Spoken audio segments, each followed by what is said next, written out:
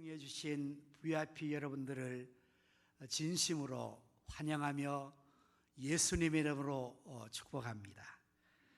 오늘 저는 이 성경 말씀을 중심으로 돌아온 아들에 대한 아버지의 배려라는 제목으로 말씀을 준비를 했습니다.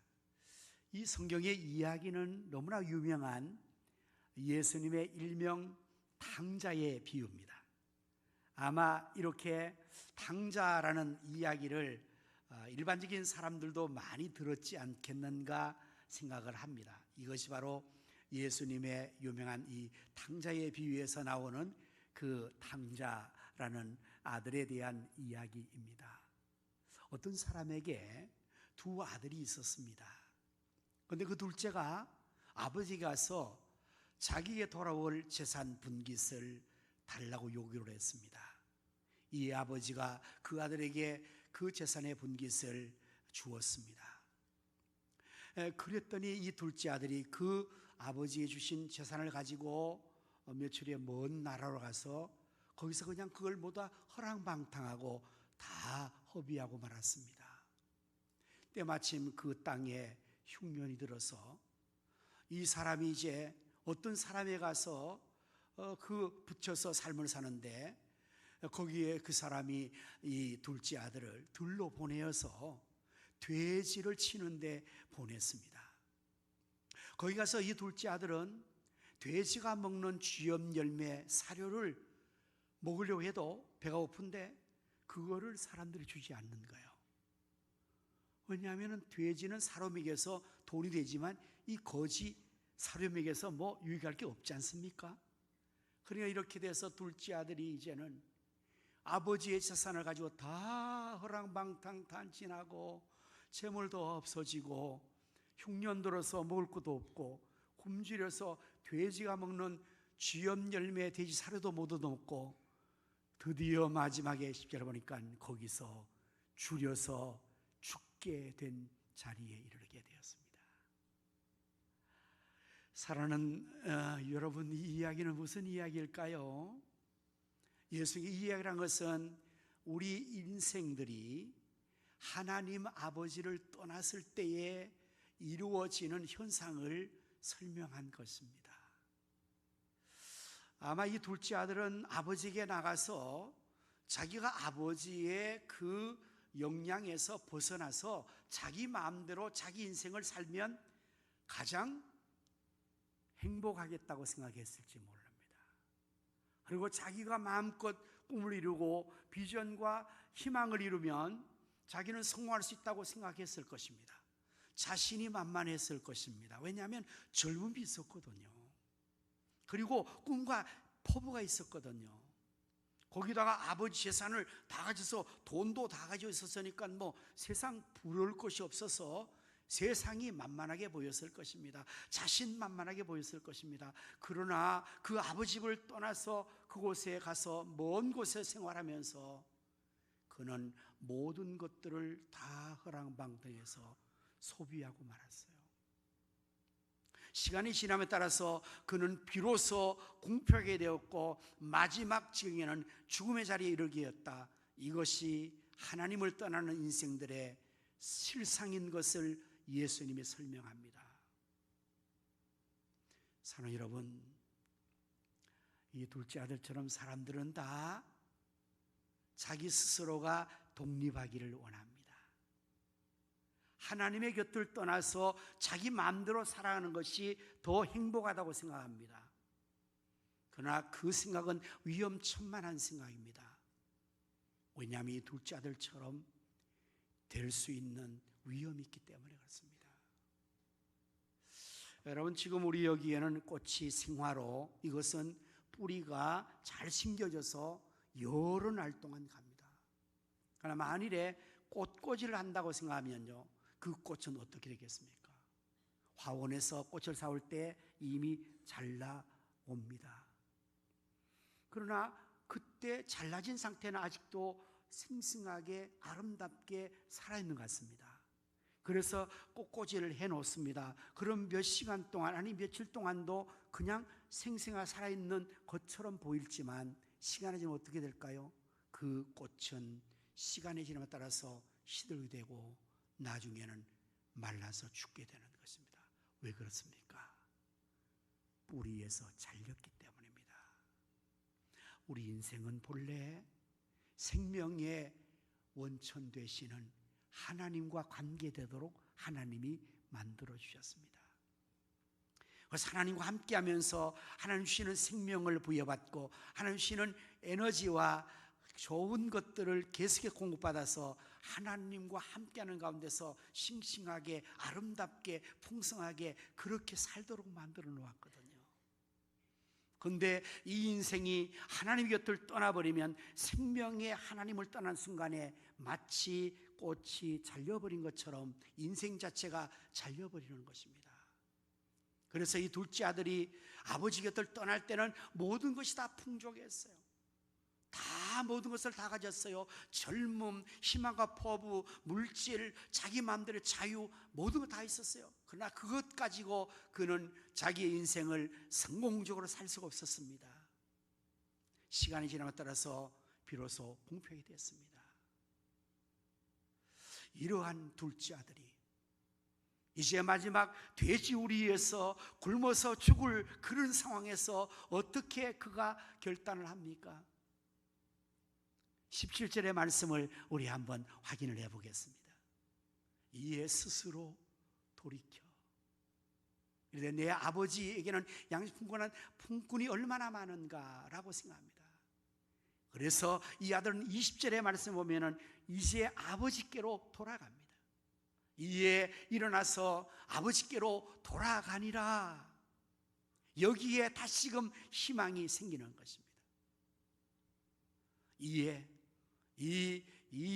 이해라는 이 말씀의 내용은 17절, 18절, 19절의 앞에 있는 내용들이 다 전제되어지는 이 접속사예요.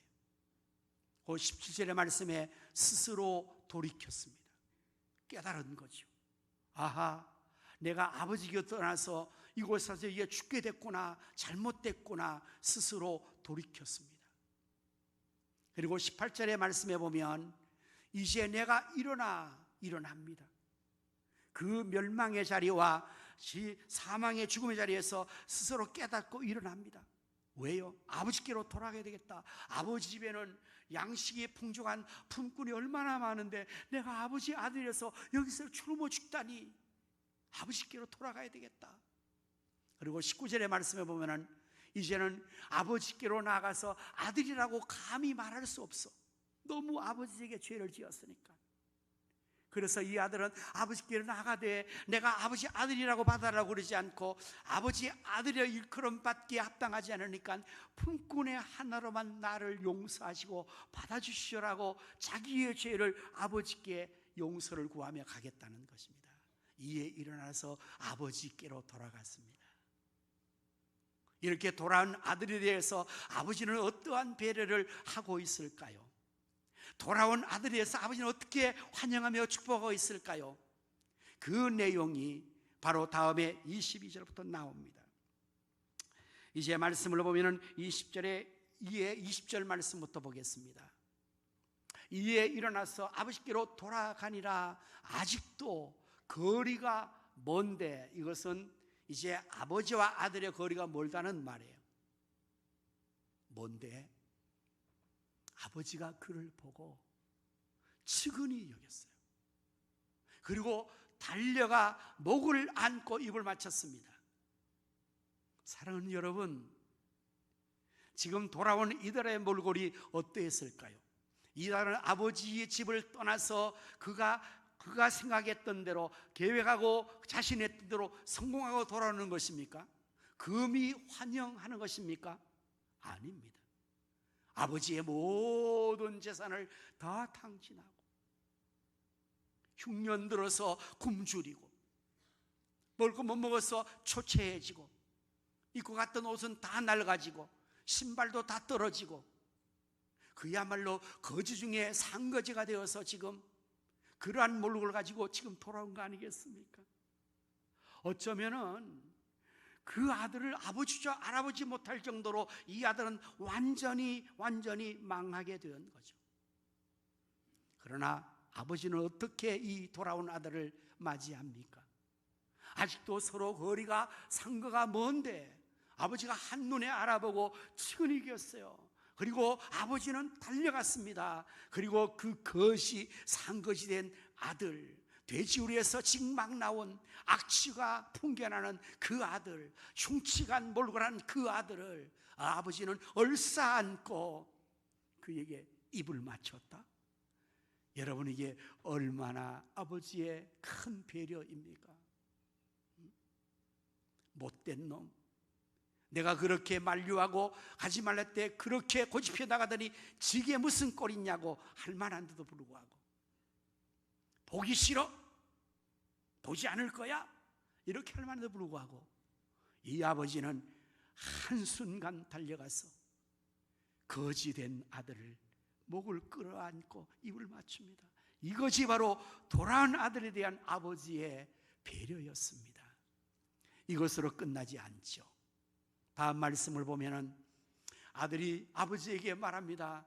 아버지, 내가 하늘과 아버지께 죄를 지어 사오니 아버지의 아들이라 일컬음 받기에 감당치 못하겠습니다 하고 했으나 아버지는 종들에게 이럽니다.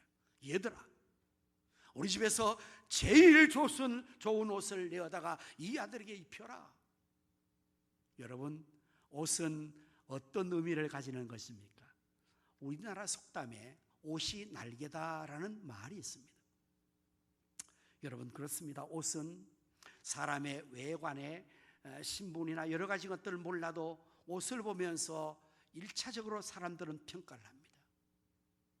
옷을 잘 입은 사람에 대해서는 와, 저 사람 참 옷을 잘 입었으니까 있어 보이네 라든지, 아니면 특별히 여러분 정복일 경우에는 옷은 그 사람의 신분과 그 사람의 모든 것을 표현해 줍니다. 사람은 똑같아요. 우리 군대로 말하면 20대 거의가 이제 군대를 가잖아요. 그럼 다 나이가 거기서기예요. 그러나 그 옷의 계급장을 보면 한순간에 신분을 달리 보는 거잖아요. 짝대기 하나 있으면 2등병, 근데 여기에 별 하나가 붙어 있거나 무궁화가 붙어 있거나 또는 이 세모 바풀이 붙어 있으면 그게 달라지는 거잖아요. 옷이 그 사람의 신분을 회복시켜주는 1차적인 외모의 표현이기 때문에 지금 이 둘째 아들은 옷이 어떻습니까? 이거 가도 옷 다 떨어졌어요? 돈이 없으니까 옷을 제대로 입었겠습니까? 남루했을 것입니다. 거지가 되었습니다. 그 집안에 품꾼이 많은 종들이 많아요. 아버지 집은 부자니까요. 어쩌면 이 품꾼들이 수군거렸을지도 몰라요. 이 둘째 아들에 대해서. 어이, 저 둘째 아들 저 아주 망나니야. 글쎄 말이야, 아버지에게 그 재산을 다 아버지가 아직 살아있는데 유산을 달라고 떼쓰더니 그걸 가져가서 글쎄 다 탕진하고 적골이 됐대. 거지가 돼서 왔대. 아마 이쪽 저쪽에 종들이 수군거렸을 것입니다. 아버지가 이걸 다 알죠. 그래서 의도적으로 아버지는 이 많은 종들 앞에, 사람들 앞에 이 아들은 너희가 무시할 수 있는 아들이 아니야. 이 아들은 내 아들이야. 그래서 보란듯이 그 집에서 제일 좋은 옷을 입어다가 입히는 거예요. 여러분, 옷은 또한 우리의 모든 수치를 한순간에 가려주는 것입니다. 최초의 옷의 기원을 우리가 성경에서 찾아볼 수 있는데 그것은 아담과 하와가 죄를 범했습니다. 죄를 범하고 나니까 죄의 눈이 밝아져서 자기들의 벗은 수치를 서로가 인식한 것입니다. 죄가 없을 때는 서로의 벗은 그 모습이 수치로 느껴지지 않았는데 죄를 범하고 나서 선악과를 따먹고 나서 그들에게 있어서 달라진 것은 죄의 눈이 밝아지는 거예요. 그래서 서로가 수치를 느끼고 서로의 수치를 가리기 위해서 나뭇잎을 잘라다가 나뭇잎 치마를 만들어요. 그것이 인류 최초의 옷의 기원입니다. 그래서 옷은 왜 입는가? 그것은 무엇을 위해서 입는 게 아니라 수치를 가리기 위해서 일체로 입는 거잖아요. 그래서 옷을 달리 입으면 사람들은 달라 보이는 것입니다. 이제 이 아버지는 제일 좋은 옷을 입히고 다음으로는 손에 가락지를 끼워주는 것입니다. 이것은 어떤 의미가 있을까요? 가락지. 제가 지금 가락지를 끼고 있습니다. 이것은 결혼 약속된 반지입니다. 그래서 제가 안 끼지 않고 계속 끼고 있어요. 가락지는 언약의 상징입니다. 약속을 다시 체결하는 것입니다. 그런데 이 아들은 지금 아버지와 약속을 체결할 수 있는 그런 처지가 아니지 않습니까? 모든 것을 다 깨뜨려 버렸는데요. 아버지의 선을 다 탕진하고 소비했는데요.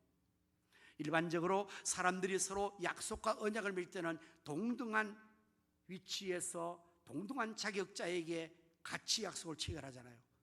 나라가 외교를 할 때도, 개인적으로 어떤 계약을 할 때도 계약의 조건이 맞아야 서로 하지, 일방적으로 한쪽이 전혀 기울어지거나 그 조건이 맞지 않는 사람으로는 약속을 하지 않죠. 그런데 이 아버지는 이 아들과의 언약의 체결을 일방적으로 아버지가 이 아들에게 아무런 조건도 묻지 않고 아버지 입장에서 일방적으로 가락지를 끼워주는 것입니다. 이것이 돌아온 아들에 대한 아버지의 배려였습니다. 이것으로 끝나지 않죠. 발에 신을 신깁니다. 당시에 사람들의 신분을 볼 때도 신을 통해서 확인할 수 있습니다. 주인은 신을 신고 있는 사람이고 노예와 종들은 신을 신지 않습니다. 이 둘째 아들은 아버지의 아들이었지만은 그러나 나가서 모든 인생을 탕진하고 나니까 이제는 신발이 없는 거예요. 그 말은 종과 같이 된 것입니다. 노예와 같이 된 것입니다. 맨발의 청춘으로 돌아왔죠. 그래서 이 아버지는 자기의 아들이 자기 집에 있는 품꾼들과 노예들이 같이 보고 무시하지 못하도록 신을 신겨서 이 아들은 내 아들이다, 아들의 신분을 격상시켜주는 것입니다. 그리고 또한 이것으로 끝나지 않죠. 살찐 소를 잡으라, 송아지를 잡으라.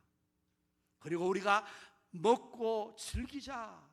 이 내 아들이 죽었다가 살아났다. 이것이 돌아온 아들에 대한 아버지의 배려였습니다. 사랑하는 여러분, 오늘 이 자리에 오신 우리 모든 분들이 이 은혜를 받을 수 있기를 바랍니다. 이 축복을 받기를 바랍니다. 어떻게 하면 가능할까요? 이제 우리 모두가 아버지의 아들로서의, 아버지의 딸로서의 신분을 얻으면 되는 거예요. 어떻게 우리가 아버지의 아들, 하나님 아버지의 자녀가 될 수 있을까요? 그것은 바로 하나님께서 아버지 하나님 떠난 인생들이 스스로 허랑방탕하고 삶에서 죄를 지어 마귀 사탄의 종이 되고 사망에 이르고 마귀 사탄의 지배 아래서 고통당하고 마지막에는 영원한 지옥의 불구덩이에 떨어질 것을 하나님 아버지께서 사랑하셔서 한없는 은혜를 베풀어 주십니다. 그것이 바로 하나님 아버지께서 우리를 위해서 독생자를 이 땅에 보내주신 거예요.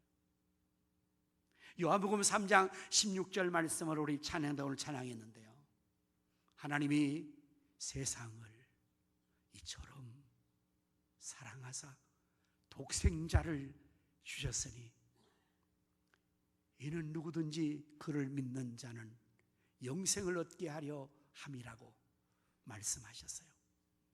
누구든지 예수님을 자신의 구세주로 믿기만 하면 영생을 주신다고 했어요. 요한복음 1장 12절 말씀 보면 영접하는 자 곧 그 이름 예수님의 이름 믿는 자에게는 하나님의 자녀가 되는 권세를 주셨으니, 오늘 이 자리에 오신 우리 모든 VIP 여러분들과 우리 성도님들, 우리가 아버지 하나님께로 돌아와 그 아들 예수님을 나의 주님으로 영접하고 믿으면 우리는 이 순간 하나님의 자녀가 되는 권세를 얻습니다. 하나님의 자녀가 되는 권세를 얻음과 동시에 하나님 아버지 주시는 이 놀라운 배려와 축복을 다 받아들일 수가 있게 될 것입니다. 하나님의 이 배려는 참으로 형용할 수 없이 크고 큰 배려입니다. 우리가 일명 탕자의 비유라는 이 비유를 많이 사용하죠. 그래서 탕자다, 탕자라는 말을 많이 쓰죠. 이것은 둘째 아들이 그야말로 탕자의 삶을 살았기 때문에 그렇게 말합니다. 영어로 플로티걸이라는 이 말은 탕자라는 단어의 의미가 대책 없이 모든 것을 허비했다는 뜻입니다. 프로디걸이라는 것. 근데 이 단어를 미국에 있는 유명한 팀 켈러라는 목사님은 이 단어를 아버지께 붙였어요. 그래서 탕자라는 이 아들에 대한 이야기를 탕부라는 말을 썼어요. 그리고 탕부 아버지라고 그렇게 책을 썼습니다. 이분이 논리를 편 것은 매우 일리가 있습니다. 지금 나오네요. 프레드걸 갓, 팀 켈러의 탕부 하나님, 바로 저 목사님이세요. 제 얼굴보다 저분 좀 띄워주면 좋겠네요. 저분이 훨씬 더 유명하니까, 아니면 소개해야 되니까요. 참 유명한 세계적인 금세기에 아주 위대한 설교자이고 목회자이십니다. 저분의 지론은 이렇습니다. 왜 탕부 하나님이라고 말했는가? 이 아들은요, 아버지 재산을 가지고 와서 대책 없이 무조건 다 허비해버린 거예요. 이게 사실은 프로디게라는 이 탕자의 뜻인데, 아버지가 이렇게 했다는 겁니다. 어떻게 해요? 돌아온 아들에 대해서 아버지는 대책 없이 베푸는 거예요. 흥청망청 베푸는 거예요. 이 아들이 행한 행위에 대해서 전혀 따지지 않고 고려하지 않아요. 책임을 묻지 않아요. 현재 상황을 고려하지 않아요. 그야말로 이 집에 있는 둘째 아들이 이렇게 돌아왔을 때 맏아들이 시험들 정도로 베풀어 버렸어요. 우리 성도님 다 알잖아요. 지금 시간 관계상 내가 맏아들 얘기는 언급 안 할 거예요. 오늘 이렇게 아버지가 막 무대책으로 막 베푸니까 이 맏아들이 그것 때문에 삐졌어요. 속상해서 막 아버지에게 반항했어요. 그 정도로 베푼 거예요. 그래서 팀 켈러 목사님은, 하나님은, 아버지는 대책 없이 무조건 축복과 사랑을 베푸시는 아버지다. 그래서 프레디걸 갓이라고 했어요. 우리 하나님은 그런 분이에요. 오늘 저러신 사랑하는 모든 우리 성도님, VIP 여러분들, 하나님 아버지의 사랑을 여러분이 받을 수 있기를 바랍니다. 돌아오신 여러분에게 하나님 아버지께서는 한없는 축복과 사랑을 아낌없이 베풀어 줄 것입니다. 우리의 현상과 과거와 처지를 하나님은 묻지 않으세요. 우리가 돈이 많기 때문에, 성공이기 때문에, 잘났기 때문에 받아주는 거 아니에요. 다만 아버지께로 돌아온 그 자체만을 가지고 이 내 아들은 죽었다가 살아났다, 그가 협의한 모든 재산을 아버지는 생각지 않아요. 그의 잘못을 묻지 않아요. 무조건적으로 달려가서 거지된 그 아들의 냄새나는 목을 끌어안고 입을 맞추시고, 손에 가라치기를 끼우시고, 발에 신을 시키시고, 그리고 살찐 송아지를 잡아서 잔치를 배설합니다. 오늘 우리가 마치고 올라가시면 소 잡아서 지금 여러분 대접할 겁니다.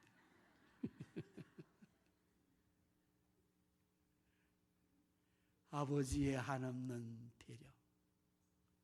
그래서 우리가 여기 나오는 거예요. 이제 우리 모두가 이 아버지의 이 배를 받은 자로서, 여러분, 이 둘째 아들이 다시 아버지 집을 떠났겠습니까? 앞으로 다시 아버지 곁을 떠나가겠습니까? 다시는 이 둘째 아들은 아마 아버지의 곁을 떠나지 않을 거예요. 왜냐하면 아버지 곁을 떠났더니 그 모든 삶의 결국이 비참하게 죽게 되는 것을 그는 경험했잖아요. 다시 돌아온 이 둘째 아들은 이제는 다시는 아버지 곁을 떠나지 않고 아버지 집에서 아버지는 축복과 사랑 속에서 그 모든 풍족한 것을 다 받아 누리며 아버지 아들로서의 권세를 누리고 축복을 누리며 살아가게 되었을 것입니다. 오늘 이 자리에 오신 우리 모든 VIP 여러분들, 그리고 사랑하는 성도 여러분들, 이제 우리 다시는 아버지 곁을 떠나지 맙시다. 떠나는 것이 자유가 아니요, 떠나는 성공이 아니요, 떠나는 행복이 아니요, 떠나는 순간도 우리는 궁핍이 시작되고 비로소 죽게 되는 현상까지 가게 된다는 사실을 생각하며 생명의 근원 되시는 사랑 많으신 무대책으로 우리에게 한없이 베풀으시는 하나님의 그 사랑과 그 축복 속에서 영원히 아버지 집에서 살아갈 수 있는 우리 모두가 다 될 수 있기를 예수님의 이름으로 축복합니다. 기도하겠습니다. 사랑 많으신 하나님 우리 아버지 곁을 떠나가서 재산을 허랑방탕하여 소진하고 굶주리고 헐벗고 죽게 된 이 아들이 아버지께 돌아왔을 때 아버지가 한없는 배려로 무대책으로 허랑방탕한 이 아들에게 하나님은 아낌없이 사랑과 축복을 베풀어 주셨다고 말씀하고 있으니 오늘 우리 모두가 이 아버지 하나님의 사랑 앞에 다시 돌아와 그 사랑과 축복을 받아 누리게 하여 주시옵소서. 특별히 우리 VIP 사랑하는 여러분들이 예수님을 구주로 믿어 하나님 자녀의 권세를 얻고 하나님 자녀로서 아버지 집에서 영원히 복을 누리며 살아갈 수 있도록 하나님 아버지 축복하여 주시옵소서. 예수님 이름으로 기도하옵나이다. 아멘.